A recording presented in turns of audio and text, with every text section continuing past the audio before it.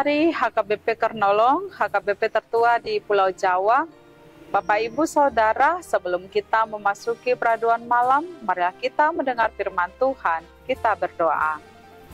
Terpujilah nama-Mu Tuhan, Tuhan yang penuh kasih setia. Engkau memberkati hidup kami dalam satu hari ini, memberkati pekerjaan dan semua aktivitas yang kami lakukan. Biarlah menjadi kesukaan bagi kami dan berkenan kepada Tuhan. Malam ini kami mau mendengarkan firman-Mu. Ajarilah kami untuk dapat mendengar serta mengerti kehendak-Mu. Dalam nama Tuhan Yesus kami berdoa. Amin. Firman Tuhan, renungan bagi kita dari Yesaya 57 ayat 14 hingga 18. Ayat pembimbing renungan ayat 16. Begini firman Tuhan. Sebab bukan untuk selama-lamanya aku hendak berbantah, dan bukan untuk seterusnya aku hendak murka. Demikian firman Tuhan. Pakailah kesempatan dari Tuhan. Sahabat renungan malam Shalom yang dikasihi Tuhan, kesempatan yang sama tidak akan pernah datang dua kali. Terkadang kita melewatkan atau bahkan membuang kesempatan yang datang atau yang menghampiri kita. Hingga akhirnya kesempatan itu atau kesempatan yang sama tidak kunjung datang lagi. Lalu bagaimana dengan kesempatan untuk bertobat? Apakah itu juga hanya datang satu kali untuk seumur hidup kita? Renungan ini menceritakan orang-orang Yehuda yang hidup jauh dari perkenanan Tuhan Allah.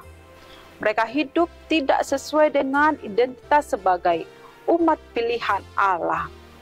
Mereka menggantikan penyembahan kepada Allah kepada berhala-berhala atau ilah-ilah lain.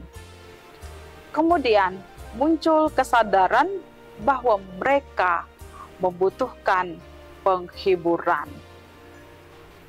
Tuhan memperhatikan kehidupan umat pilihannya yang telah menjauh daripadanya, maka Tuhan membuang mereka, mengizinkan mereka untuk mengalami penderitaan.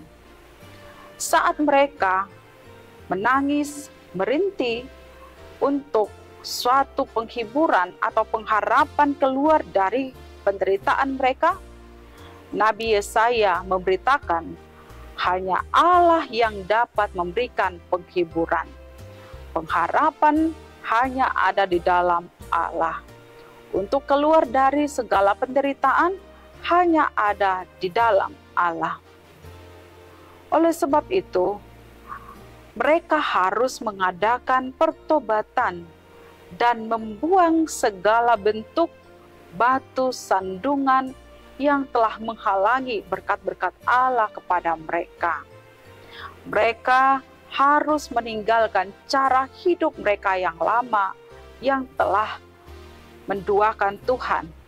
Mereka harus meninggalkan penyembahan-penyembahan berhala.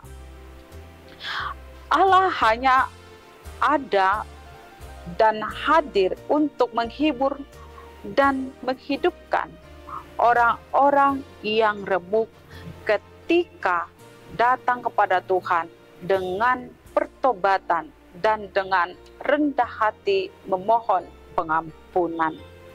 Allah mau melihat bagaimana kesungguhan umatnya untuk mau bertobat dan datang kembali kepada Tuhan Allah.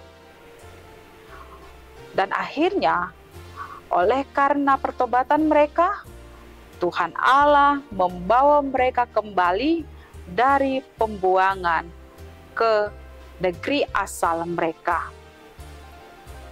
Di sini, ketika Nabi Yesaya menyerukan bahwa Allah tidak akan terus berbantah dan Allah tidak seterusnya murka terhadap setiap orang yang mau hidup di dalam pertobatan. Untuk mendapat pengampunan yang dari Allah, maka kehidupan harus sejalan dengan kehendak Tuhan, bukan dengan cara atau pilihan hati mereka sendiri, tidak mengikuti keinginan mereka sendiri, tetapi keinginan dan kehendak Allah. Mereka harus sungguh-sungguh menyadari dosa-dosa yang telah mereka perbuat dan menyesalinya. Kita mengenal bahwa Allah itu adalah Allah pengampun, Allah yang penuh kasih dan penuh kemurahan hati. Allah akan mengampuni setiap orang yang menyesali dan mengakui dosa-dosanya. Bahkan Allah menganugerahkan berkat-berkat semangat dalam kehidupan untuk mendapatkan sukacita. Sahabat renungan malam Shalom yang dikasihi Tuhan, kesempatan untuk bertobat selalu Tuhan berikan bagi kita pada saat ini selama kita hidup di tengah dunia ini. Ketika kita sudah menjauh dari Tuhan atau melakukan yang tidak berkenan kepada Tuhan, pakailah waktu dan kesempatan ini, segeralah bertobat dan menyesali dosa-dosa. Sebab Allah akan mengampuni setiap dosa dan kesalahan kita. Dia Tuhan yang tidak selamanya berbantah. Dia Tuhan yang tidak selamanya murka atas kita yang mau datang, berseru, berdoa kepadanya.